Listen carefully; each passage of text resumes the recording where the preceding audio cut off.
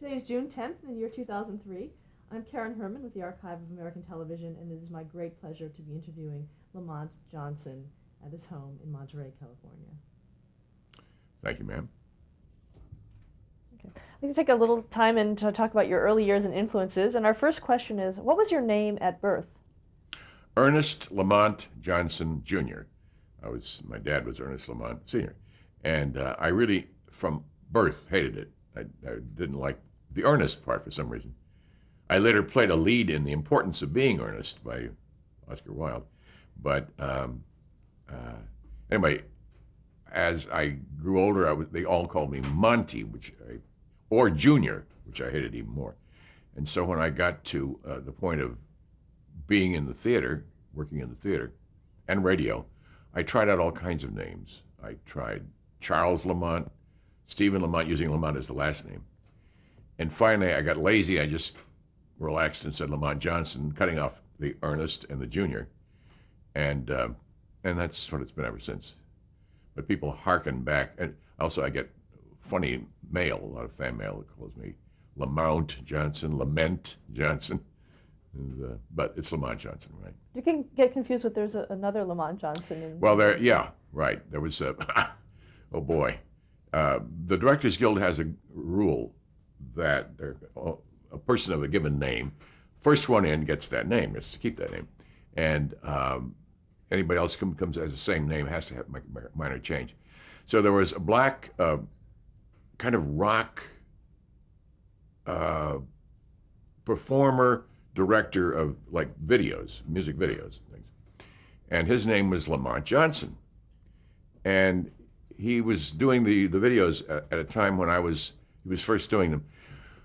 When I did That Certain Summer, which was a story, the first homosexual relationship in television in the early 70s.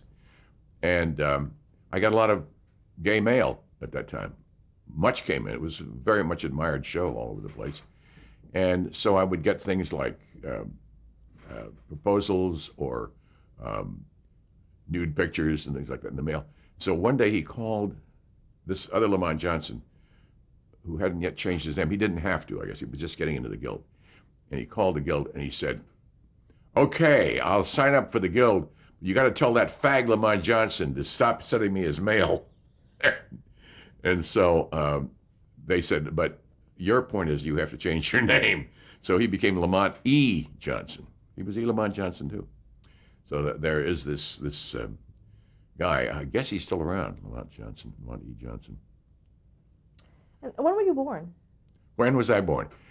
September 30th, 1922, in Stockton, California, where I later shot Dangerous. No, what was it called? The one I did in Stockton. I forget now. It'll come back to me. Is that where you grew up? Deadlock. I shot there. No, my dad was a traveling salesman selling history books around California. So I traveled for the first year, and then they settled in Pasadena, and I grew up there. Went to Pasadena Junior College, and then went to UCLA, and as early as I could, got to New York. What was your father's name? His name was Ernest Johnson. What did he do?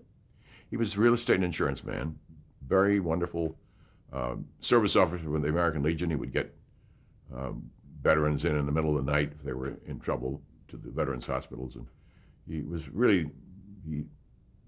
the definition of a good service officer for the American Legion, and very public-spirited guy. Also had conducted in World War I the something or other field artillery band. He was the conductor of it. So he was somewhat musical. And your mother's name? Ruth. And she sang in the Mikado when she was in high school. So there was some music in my early years as well. Did your mother work? No, I was a very sick child. I got tuberculosis of the hip when I was 4, and I was not given any hope. They put me in a cast, and they said, just keep him quiet. But they were telling people that I didn't have much time. And I sort of spooked them. I went on living, and they would change the casts, and I was in or out of a cast, largely in, for the next 5 years. And I didn't really get walking, even with crutches, until I was 10. Didn't go to school until I was 11.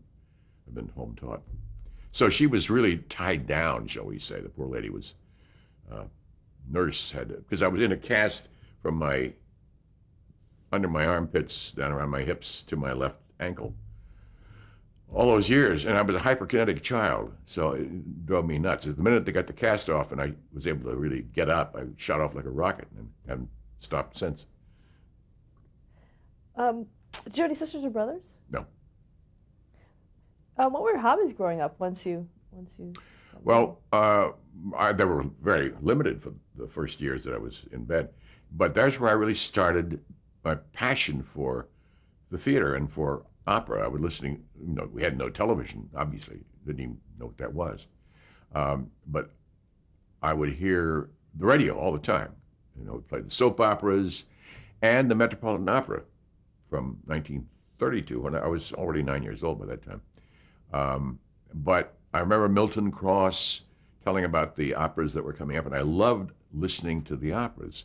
And I would listen to his accounts of what was going to happen the following week, give the plot of Aida. And I would take my Kleenex box, put it on top of my cast, and build sets inside a hollowed-out Kleenex box, and move little chess pieces around.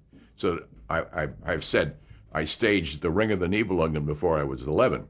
And I would stage Aida and La Boheme and all these things. And so this was a passion. I was directing, really, in a Kleenex box when I was a kid. Is that what you wanted to be when you grew up? No. Had no idea no, I didn't have any idea. And my dad was proudly saying that when I got up and around, he was going to train me to join him in the real estate and insurance business, and that sent a cold shudder through me, and I sought out everything else in God's world. I was already acting and doing a lot of acting in school, and learning to hide my limp, because I had quite a limp as a kid. But I was able to, out of my passion to perform and be something other than the little cripple that I was, I learned to cover the limp and do all kinds of dirty tricks to distract people from the fact that I had a limp. I'd find ways to touch furniture or do something and get around a room so that I could do plays and then later live television. I loved doing live television, which is very much like the theater. You rehearsed for a few days, then you were on, and you were on until you were off. There was no turning back, because it was a very continuous operation when you were doing live television. And I loved that because it was like the theater. Now, do you remember the first time you saw television? I remember the first time I heard the radio. I was 5, and I was having really terrible pain with my tubercular hip, which they didn't know. They didn't know what it was at that point. And my dad, trying to distract me from tossing around in pain, brought over a little funny contraption, and I was lying on the living room couch, and he said, the neighbor said this is a crystal set. You can hear voices, you can hear people at a distance. This was 1927. And he said, if you listen, they're going to promise to play a record of Lindy arriving in Paris after his flight. And I had just been reading a newspaper or hearing about Lindy's flight, and I sat there and listened and heard this scratchy recording, transatlantic recording of Lindbergh's arrival, people cheering and screaming at Le Bourget Airport in France in 1927, April. So that's the first contact I had with radio. And it was total magic to me. I thought that was the most marvelous thing I'd ever heard. So I had to have my own radio. I listened to the radio constantly from then on. That was 5. So then, as soon as I got into a radio class when I went to school, and was already a radio star in my junior college, because I had this voice when I was 11. And I did imitations of Orson Welles. I pretended I was Welles or Charles Boyer, because I could lower my voice and you look very much like Charles Boyer. And they would say, "Oh my God, let's get him to do that." And then I would do my Welles imitations. And I was very much in demand from the time I was a teenager. Then I got to doing professional, for very little money, horror shows and things like The Hermit's Cave and The Witch's Tale and things like that. And this is when I was like 16, 17. I started announcing commercially. I was about 17. I worked my way through UCLA as a disc jockey and news announcer on KMBC Beverly Hills. So it was radio, and whenever I could, I'd sneak off and do a play, work in the theater. I've always done that. I've sort of alternated between media and the theater, which is really my home. I feel that's the foundation for everything. When did you make your acting debut in network radio? Um, well, I was doing network radio. I guess by the time I was 18 or 19, I was doing soap opera kinds of things. When I was 19 when I went to New York. Immediately, I got all kinds of jobs there because it was during the war, and I was 4F, which was the classification for wouldn't take him if Hitler was, walking down Manhattan. And so I got all the jobs the poor guys who were in the army couldn't do. And so I would start with the Wheatina News on WOR in New York at 7:30 in the morning. I would have a cab waiting for me downstairs from 1440 Broadway. I would go up to 485 Madison and do the Romance of Helen Trent as an announcer, as an actor. And then I spent the day checkerboarding between the soap operas, doing some announcing and some acting. I was always playing the threat to the husband or the lover of the current soap opera queen. And so I made out very well. And then I began to do kind of wonderful, really good shows like the Theater Guild on the Air, which was extraordinary. I mean, it had the top kind of Broadway shows being done with the top Broadway actors. And when they were in doubt about casting somebody, they would get me to do the man. And then when I came back to Hollywood sometime later, I was doing Lux Radio Theater, which was very much the same kind of thing, but in a Hollywood sense. They would take a top movie and dramatize that once a week on Monday night. Cecil B. DeMille was he would say, "Good evening from Hollywood," and it would be DeMille, and they would play this great music. And they would do it before an audience. And so I would get to play opposite when they couldn't get the actual leading man for a movie, but they had the leading lady. I played opposite Betty Davis, Miriam Hopkins, Joan Crawford, Ginger Rogers, and the most breathtaking of all was I played opposite a 19-year-old Elizabeth Taylor. It was the most delicious thing you've ever seen in your life. I couldn't believe it. My hands were shaking with my script. I could barely, because she was so great to look at. Nothing at all in the way of an actress, but these great violet eyes and that creamy skin and the black lashes. Oh my God, tremendous body. I just could barely get through the script. But we were always doing it in front of an audience too, So it was something of a stage show as well as a radio show. Audiences got a great kick out of seeing you make love on the microphone, and here there's a microphone between the two lovers, and the best you could do would be to make eye contact across the mic with your loved one. And there were some actresses I worked with who simply would fight eye contact. They would have their own image of what their leading man should be, and they would be looking right up at my hairline. I was trying to get in their eyes. It's very hard. But because I was a great believer in making contact and listening and seeing what was going on in the other person's face, which is the right way, instinctively, to have a real relationship in a scene as an actor. How would you get your jobs? Do you have an agent? No. I had no agents in the early, not till I started to act in films. Ooh. I'd moved back to Hollywood in 1950, 51 from New York. And I got an agent and began to do small parts in television. Terrible, awful television. And I'd done some pretty interesting things in New York, and I was sort of snobbish about Hollywood. And everything I did bore out my prejudices.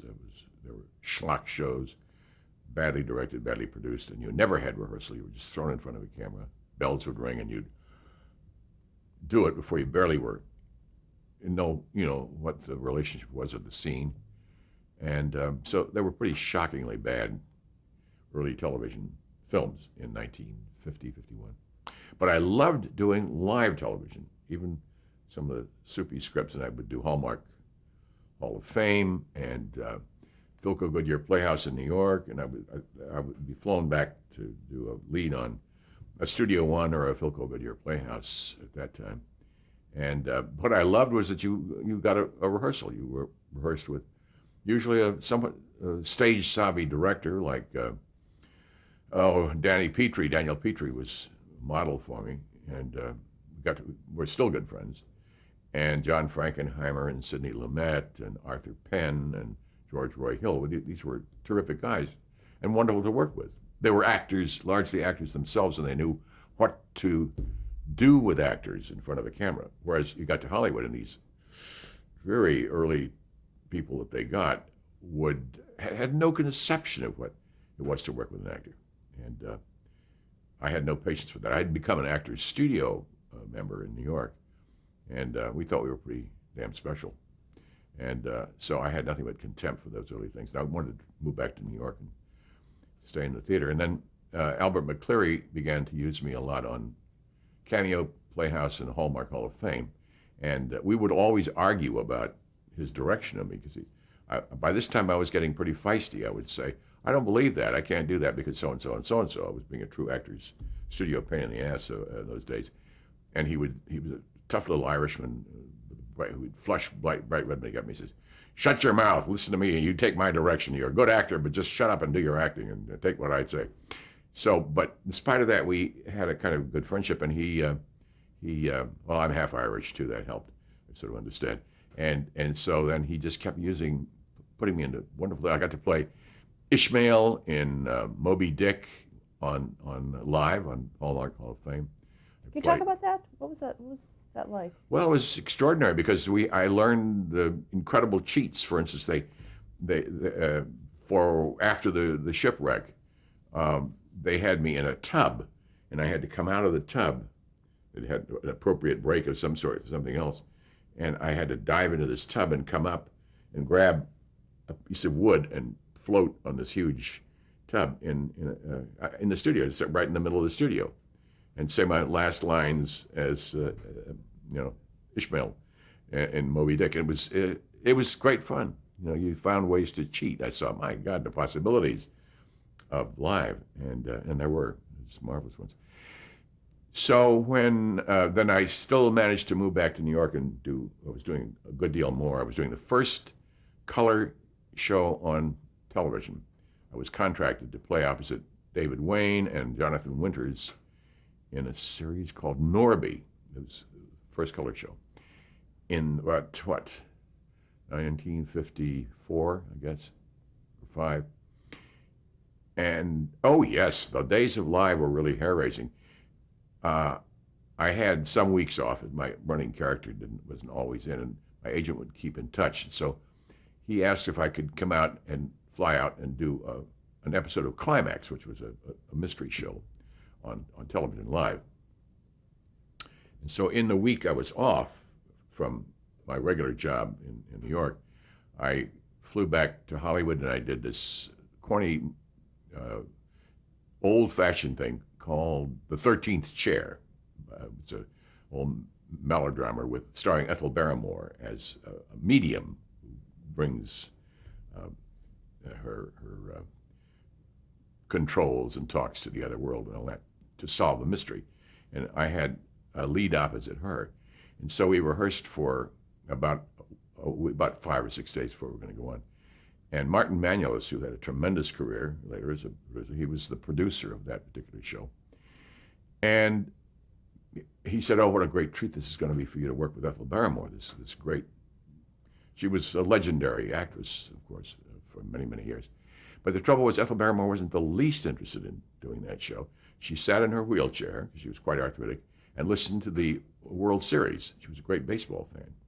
And she had a nurse walk through her part with the script in these rehearsals. And so we were playing all these scenes with the nurse, and Ethel would be off and had no taste whatsoever about interrupting. We were in the middle of rehearsal, and she said, my God, Jimmy the Fever just stole third! And she would scream from the sidelines. And so she got on her feet in a sort of, just before dress rehearsal. We had our first, and she didn't know her lines. She knew she could do some kind of wonderful gesture and throb her voice and so the actors and I went to Martin Manulis and said, this is terrible. We really haven't had rehearsal with this woman. She's playing a very important lead. And he said, it'll be worth it. She's such a great star. You'll see how she really will come through. So I had a scene with her where, after there was the murder, of course, at my house, I was the host of this party, and I had happened to invite this great medium. And I sent everybody out of the room, and I talked to her, and I said, Madame LaGrange, you're a famous medium, and I'm wondering if you could play a trick now and see if we can startle the killer out of somebody by saying you're talking to the other world. Oh, yes, young man. And then she had a long speech about what she saw she was going to do. She says, and then we should do and get them gathered around. She had this very long speech, which I would agree with. And we got on the air, and I said, and so I wonder if you could do and she said, capital idea, go on. That was not my cue. And so I filled in her lines, and she said, excellent, move on, say more. She didn't have any idea what the line was. I get through the whole thing, finally, and she says, thank you very much. Yes, let's do that. And wheeled herself off the set. Well, I had to be practically lifted off the set. I was shaking and damp, and that's the kind of thing that happened on live television those days. But it's one of the lesser problems. You were always prepared for something disastrous to happen on live television. Frequently it did. How did it turn out? Turned out fine. I took a cab to the airport to go back to work the next morning in New York, and I called my wife and saying I'm going to be late. The plane is late, and called New York, the agent in New York, told him I may be late tomorrow morning to the set. And she said, I'm watching the show. She said, it's just wonderful. I'm having such a good time watching that show because it was being rebroadcast. You would do one for the East Coast, and then it would be rebroadcast by Kinney 3 hours later on the West Coast. So 3 hours later, she was watching at home. And she said, it's just really wonderful. Isn't Barrymore the most wonderful thing? She was just, she's gorgeous. She said, he said, you're looking awfully nervous, but she's carrying it off. She's wonderful. So that's the kind of perils that you went through in live television with great stars. In those early years when you were acting, were you typecast at all? Yes. Well, I was very baby-faced and young-looking, and I still had this voice, and so it was kind of hard. But I got a lot of things. I was always playing the nice young chicken farmer or the wounded vet from Vietnam, not Vietnam, but let's say World War II.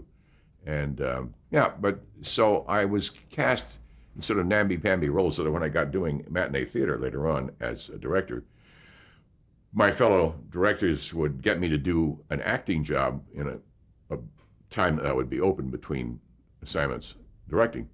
And I got to play all kinds of parts that I wanted to really play. I got to play tough guys, Odette's leading men, Lower East Side, things that I never would have been cast for before. And I got to play a Chinese prince in a musical that Arthur Hiller directed, and I got to sing and look romantic as a Chinese prince. And I mean, things I would never have been cast in before, because I had an in with my fraternity brothers who were the other directors on matinee theater. And a lot of these guys that McCleary had brought into doing live television, like Arthur Hiller and Wally Grauman and Boris Segal, God bless him, he died a few years ago, Sherman Marx, these terrific guys who have had terrific careers. We all started out on matinee theater because of McCleary's vision. It was amazing. So did you meet him on Cameo Theater? Yeah, and Hallmark.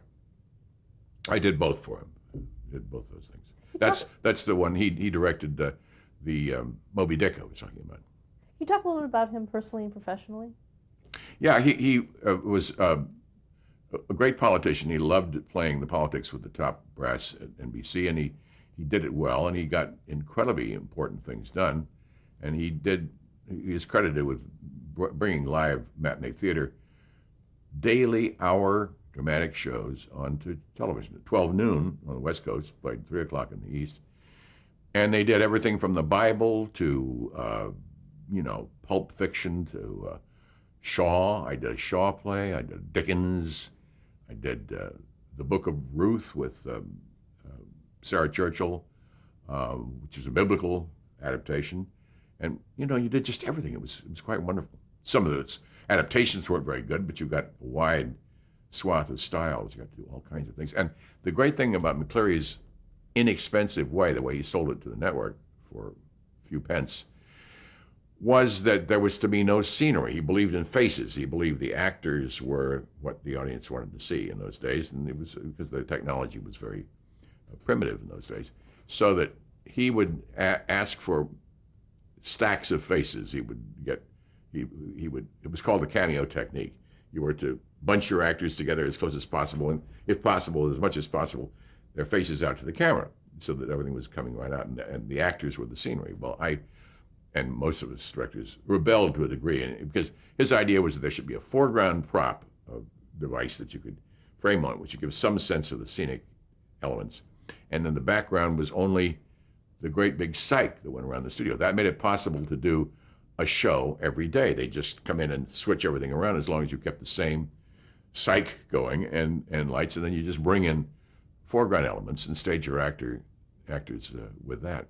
And so it created, in a way, it was quite wonderful. It was restricting, but it was also very theatrical. And if those of us who'd grown up in the theater, most of us had, to a degree, found it quite fun, because you found ways to even use your group actors as scenery. In the first thing I did, which was the Courtship of Miles Standish, I did Plymouth Rock, Courtship of Miles Standish, with a clump of actors, and silhouetted against a cyc. So it was just like a great rock, and then little by little pieces of it moved, and lights came on their faces, and then they became the actors in the scene, which really was pretty damn good, very effective. And so you were challenged in this line, and did all kinds of interesting things.